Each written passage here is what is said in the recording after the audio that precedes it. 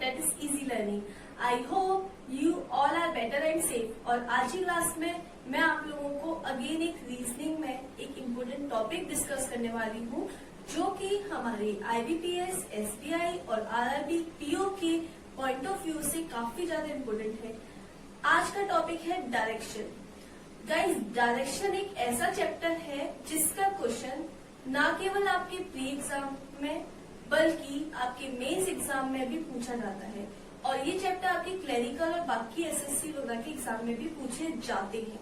लेकिन मेरा टारगेट अभी सिर्फ SBI, IBPS PO और RRB PO है, तो मैं उसी की बात करती हूँ। लेकिन जो उन एग्जाम के अलावा भी इस वीडियो को देखते हो उनके लिए भी काफी हेल्पफुल होने वाली है, क्योंकि मैं आपको डायरेक्ट क्वेश्चन नहीं कराती हूँ। मैं हमेशा आपको एक बेसिक कॉन्सेप्ट से ही चीजों को समझाने का ट्राई करती हूँ, क्योंकि बहुत से बच्चे ऐसे होते हैं, बहुत से स्टूडेंट ऐसे होते हैं जो सिर्फ बेसिक से ही तैयारी करते हैं। सो मेरा टारगेट बेसिक से प्रिपरेशन कराना है आपको। आज का टॉपिक इज डायरेक्शन और डायरेक्शन के क्वेश्चंस हमारे आते ही आते हैं एग्जाम में। डायरेक्शन कराना मेरे इसीलिए भी जरूरी है क्योंकि आपने एग्जाम में आपने पेपर्स वगैरह देखे होंगे, उसमें एक चैप्टर आता है पजल, और पजल का रोल हमारे मेंस एग्जाम जो होते हैं उनमें मेन होता है। इवन आपके जो प्री एग्जाम्स होते हैं उनमें भी पजल्स आपके 3 से 4, 2 से लेकर 4 तक पूछे ही जाते हैं। सो और पजल में भी एक पजल आपका ऐसा आता है प्री एग्जाम में, 1 या 2 जो डायरेक्शन बेस्ड होते हैं, यानी जिनमें डायरेक्शन की आपको नीड पड़ेगी। अगर आपने डायरेक्शन चैप्टर नहीं पढ़ा तो आप उस पजल वाले चैप्टर को भी नहीं कर पाएंगे।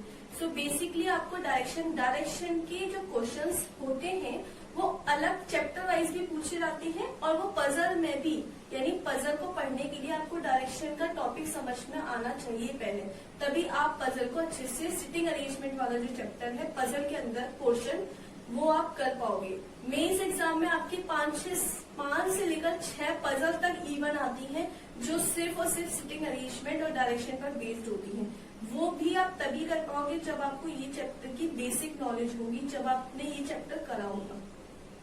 सो अभी मैं पजल आपको तब कराऊंगी जब मैं ये चैप्टर आपको अच्छे से करा चुकूंगी।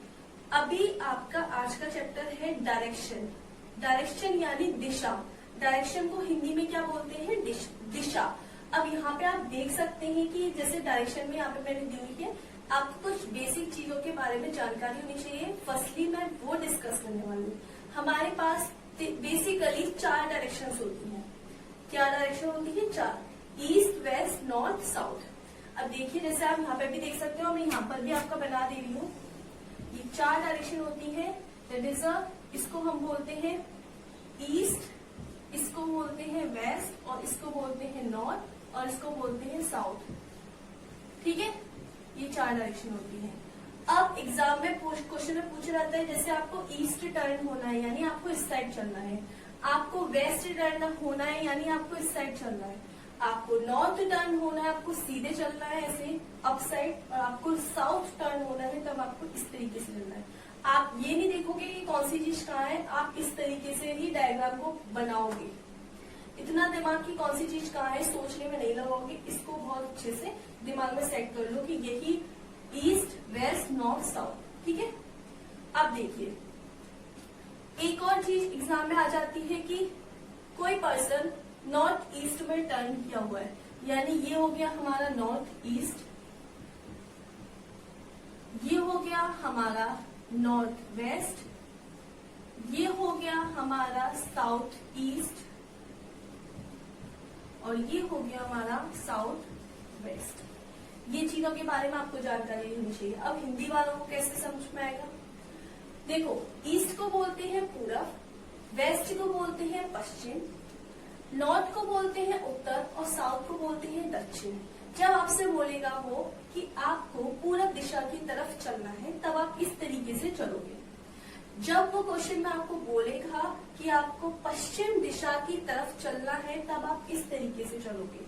जब क्वेश्चन में आपको बोलेगा कि आपको साउथ फेस की तरफ यानी दक्षिण दिशा की तरफ चलना है तब आप ऐसे चलोगे।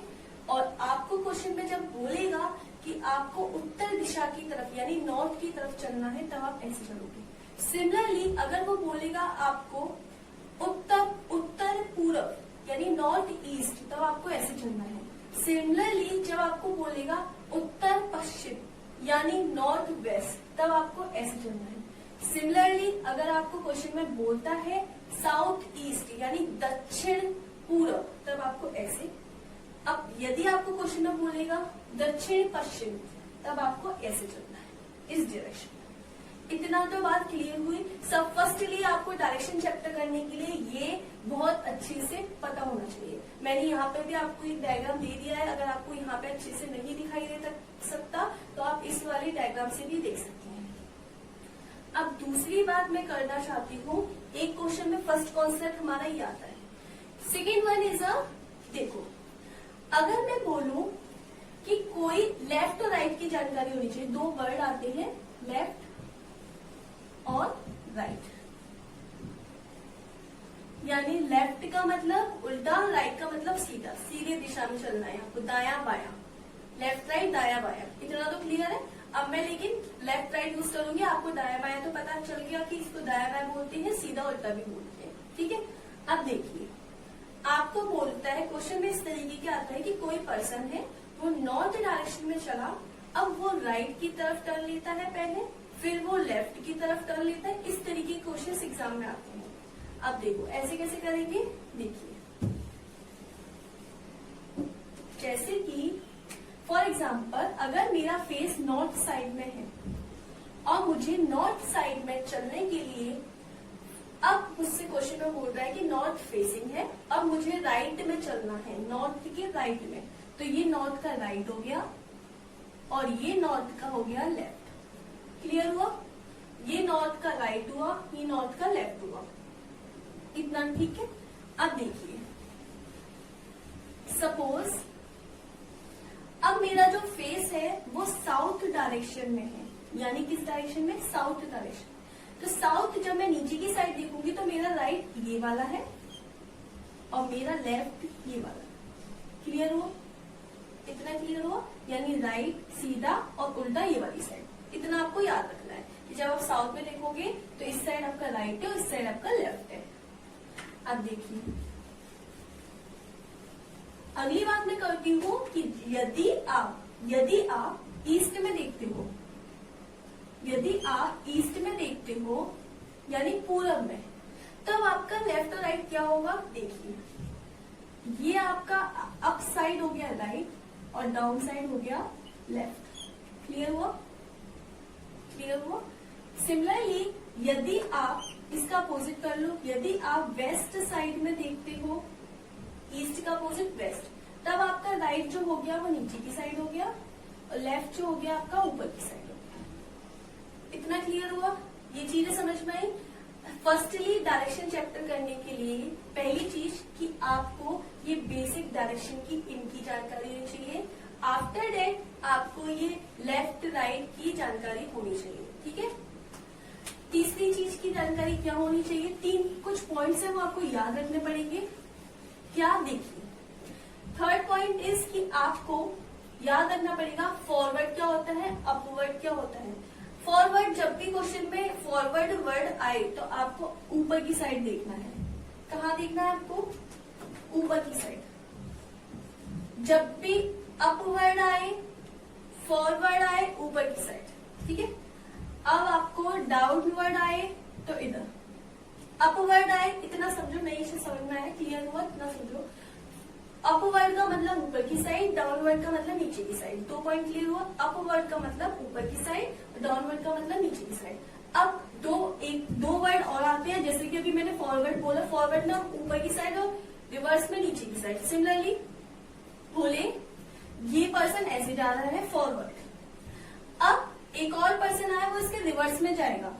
बोला कि next person, for example B is forward to the A, तो इस तरीके से है। अब बोले कि C is a reverse of B, यानी सी ये रहा, अब वो रिवर्स यानी ये वाली बी की डायरेक्शन इस तरीके से, तो इसके ही अपोजिट यानी इस डायरेक्शन में होगा रिवर्स।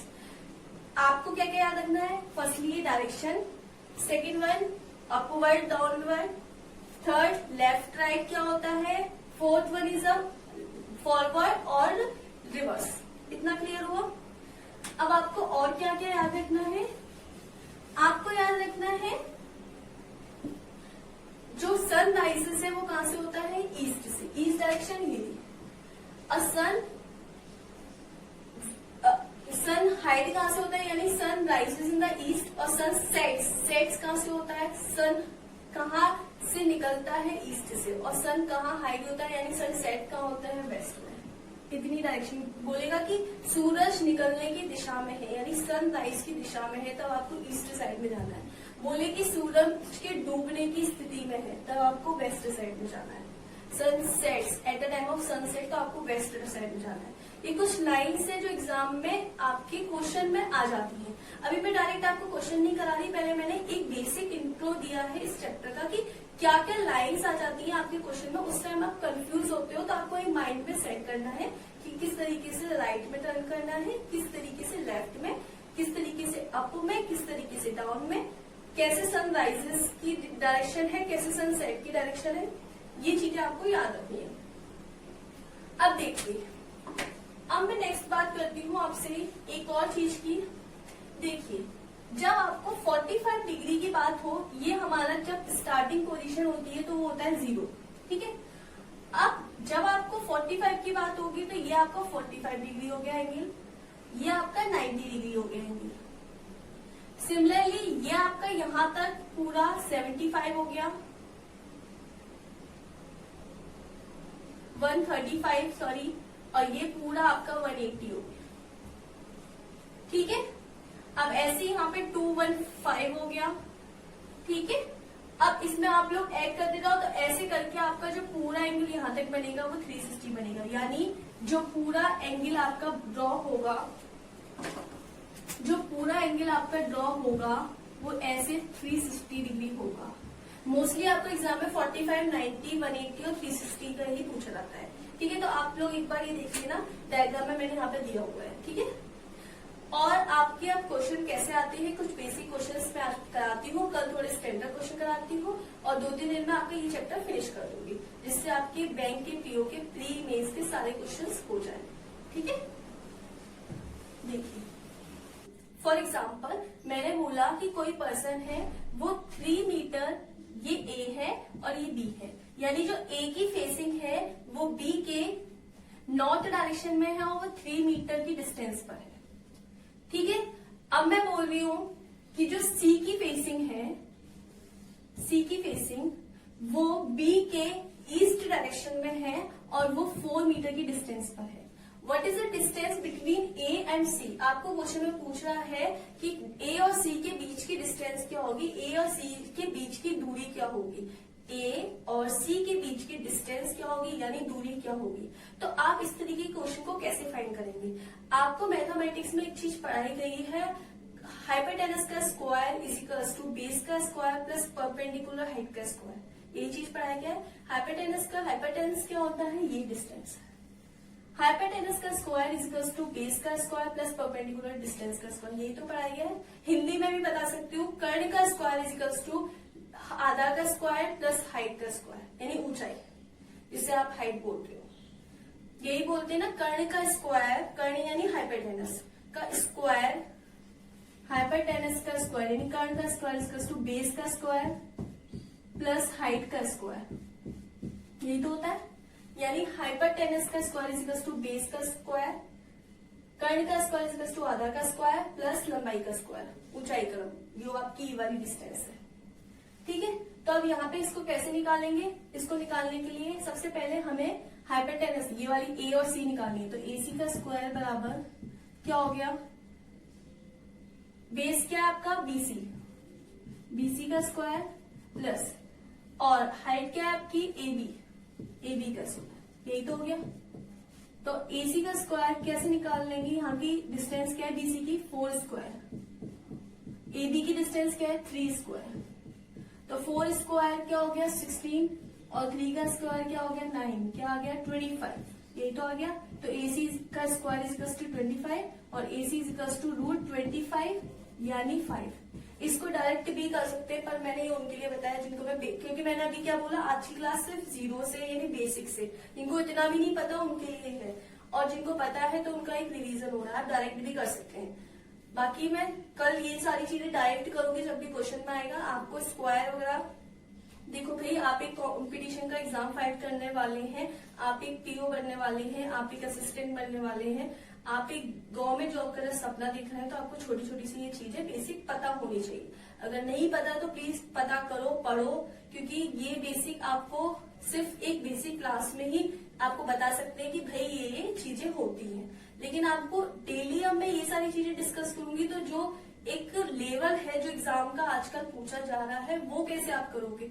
सबसे पहले आपको कुछ बेसिक चीजों के बारे में पता होना चाहिए। जैसे कि आज मैंने आपको बता दिया कि ये भाई बेसिक ये चीजें एग्जाम में क्वेश्चन में यूज होती है, तो आपको घर पे आज ये सारी बेसिक चीजों का एक बार रिवीजन करना है।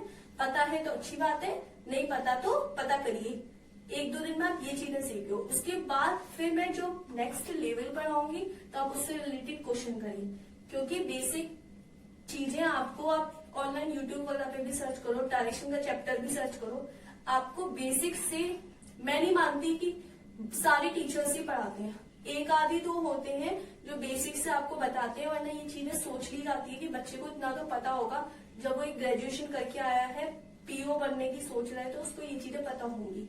लेकिन कभी कभी ऐसा होता है हमारा बेसिक कमजोर होता है, लेकिन हमारे सपने बड़े होते हैं। सो इसके लिए आपको गाइडलाइंस दे दी गई कि भाई ये चीजें पढ़नी है, अब आपको खुद से ये चीजें एक बार रिवाइज करनी है, ठीक है। जैसे कि चलो मैं एक क्वेश्चन और अभी बताती हूँ। देखिए मैंने बोला ए बी से 5 मीटर की दूरी पर है और जो डायरेक्शन है दैट इज अ वेस्ट। ए की डिस्टेंस वेस्ट है 5 मीटर की दूरी, ठीक है। अब क्वेश्चन में बोल रहा है कि जो सी है वो ए से नॉर्थ डायरेक्शन में है, सी ए से नॉर्थ डायरेक्शन में है और 4 मीटर की डिस्टेंस पर है। अब वो वापस से बोल रहा है कि जो डी है वो इससे वेस्ट की डायरेक्शन में है, डी सी से वेस्ट की डायरेक्शन में है और 2 मीटर की डिस्टेंस पर है। अब वापस से बोल रहा है कि what is a facing, question में आ रहा है what is a facing of D to A, यानी डी की ए से फेसिंग बताओ, किस फेस में है, किस तरफ की फेसिंग है, यानी ईस्ट है, वेस्ट है, नॉर्थ ईस्ट है, नॉर्थ वेस्ट है, साउथ ईस्ट है, साउथ वेस्ट है। इस तरीके से आपको ऑप्शंस मिलेंगे। अब आप बताओ, देखिए सबसे पहले जब ये डाउन पर जा रहा है तो यानी वो साउथ हो गया, और जब वो इस तरीके से मिल रहा है तो क्या हो गया, ईस्ट डायरेक्शन, ये वाली ईस्ट ही थी, तो आपकी फेसिंग क्या हो गई, साउथ ईस्ट, क्योंकि वो डी से ए की तरफ की फेसिंग पूछ रहा है। यही वो रिवर्स में पूछता कि ए की फेसिंग डी से क्या है, तो ऊपर की साइड क्या है, नॉर्थ, और इस साइड क्या बताया था मैंने, वेस्ट, तो क्या हो गया था, नॉर्थ वेस्ट। इस तरीके के आपको कुछ बेसिक क्वेश्चंस थे जो मैंने आज डिस्कस किए, बेसिक कॉन्सेप्ट डिस्कस किया। आगे की बातें मैं आपको कल की वीडियो में डिस्कस करूंगी। कल की वीडियो में मैं आपको थोड़ा एक लेवल से क्वेश्चन कराऊंगी। अगर आज की वीडियो आपको अच्छी लगी है तो प्लीज इस वीडियो को लाइक करें, ज्यादा से ज्यादा शेयर करें एंड चैनल को सब्सक्राइब करें। Thank you very much.